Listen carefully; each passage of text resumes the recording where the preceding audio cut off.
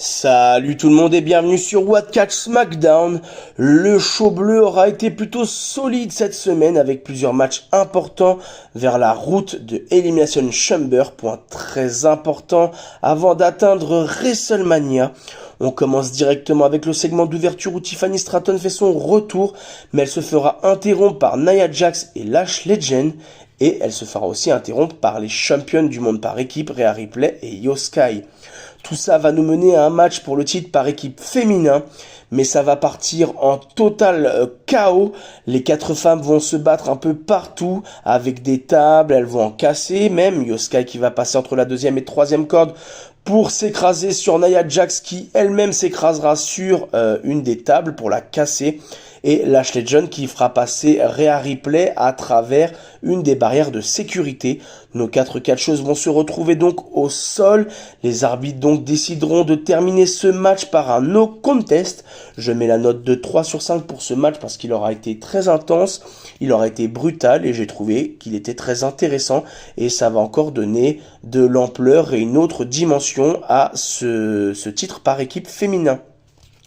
On continue ensuite avec Carmelo Hayes qui devait affronter Ilja Dragunov, mais le match ne démarre jamais car Solo Sikoa et les MFT sont présents. Ça va dégénérer en énorme bagarre parce qu'ils seront rejoints aussi par Apollo Crews, Shinsuke Nakamura et Matt Cardona.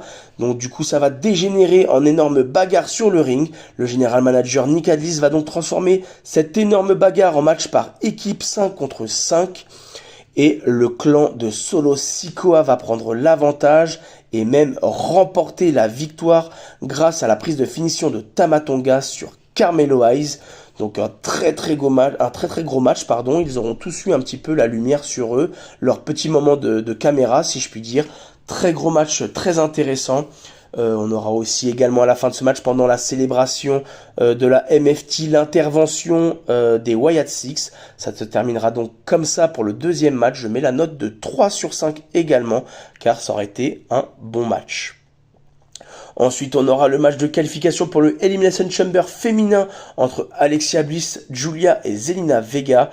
Je vais pas vous mentir, j'avais un petit peu deviné, si vous préférez. Je m'attendais à la victoire d'Alexia Bliss. Julia est déjà championne des États-Unis. Zelina Vega est revenue, mais pas vraiment assez importante, si je puis dire, pour remporter cette qualification pour le Elimination Chamber. Donc bon, mes billes étaient déjà placés sur Alexia Bliss et c'est elle qui s'impose avec un Sister Abigail sur Zelina Vega justement pour décrocher donc cette place dans le Elimination Chamber. Je mets un 3 sur 5 pour ce match car il aura été bien exécuté. On aura une Zelina Vega qui aura été très rapide, qui aura montré sa vitesse. On aura une Julia qui aura été très puissante et une Alexia Bliss qui aura été opportuniste. Donc du coup bon, très très bon match, très intense. 3 sur 5, c'est une bonne note je trouve. On a un autre très bon match dans la soirée, c'est celui de Trix Williams qui va affronter Rey Fenix.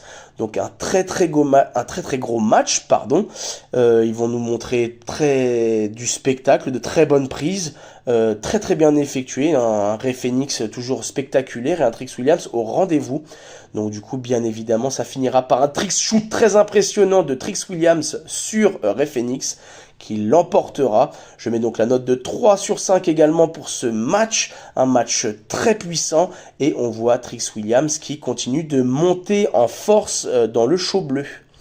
On passe maintenant au match de défense pour le titre WWE Undisputed. Donc Jade Cargill face à Jordynne Grace. Donc premier match de défense pour Jade Cargill. Et on le voit durant le match, Jade Cargill se blesse au bras. Et malgré la blessure à son bras, eh bien, elle va réussir à conserver son titre. Elle va donc placer son finish avec un seul de ses bras. Et elle fera le tomber donc sur Jordynne Grace qui donc perdra ce match pour le titre. Mais Jordynne Grace qui aura quand même été très impressionnante et qui aura quand même posé problème à Jade Cargill. Et bien évidemment, Liv Morgan qui était aux abords du ring va certainement teaser un petit peu peut-être le futur match de WrestleMania entre Jade Cargill et Liv Morgan, même si on ne sait pas encore quelle catcheuse elle va choisir. On finira donc avec le main event de la soirée, Cody Rhodes contre Jacob Fatu et contre Sami Zayn. Donc un match triple menace, donc un match pour le qualification Elimination Chamber. Le match est énorme avec même une intervention du champion Drew McIntyre qui voulait écouter ce match à Cody Rhodes. Mais malgré tout ça, Cody Rhodes va s'en sortir. Il réussira à placer son Code Rhodes sur Sami Zayn et il va décrocher sa place au Elimination Chamber comme il le voulait. Un très très gros match, très intense. Donc personnellement, je mets la note de 4 sur 5 pour ce match. À voir, il était très intéressant et très très bien construit, surtout avec les rivalités Jacob Fatu, Cody Rhodes, Sami Zayn et bien évidemment l'intervention de Drew McIntyre. Franchement, c'était un très très bon match. Donc 4 sur 5 pour ce match. Pour moi, en conclusion, ce SmackDown aurait été solide. Les qualifications, même si elles étaient un petit peu téléphonées, si je puis dire, on savait qui allait les emporter. Elles auront quand même été très très bien amenées. On aura eu enfin la première défense de titre de Jade Cargill qui l'emportera face à Jordynne Grace. Et donc du coup on continue un petit peu cette route donc vers WrestleMania, mais surtout vers Elimination Chamber. Donc je mets la note de 3 pour ce SmackDown. Vous n'hésitez pas à me dire en commentaire qu'est-ce que vous en avez pensé, si vous êtes d'accord ou non, si vous êtes plutôt pour ou contre cette note, si vous auriez mis plus ou moins. Donc j'attends vos réponses, n'hésitez pas, et je vous dis à la prochaine.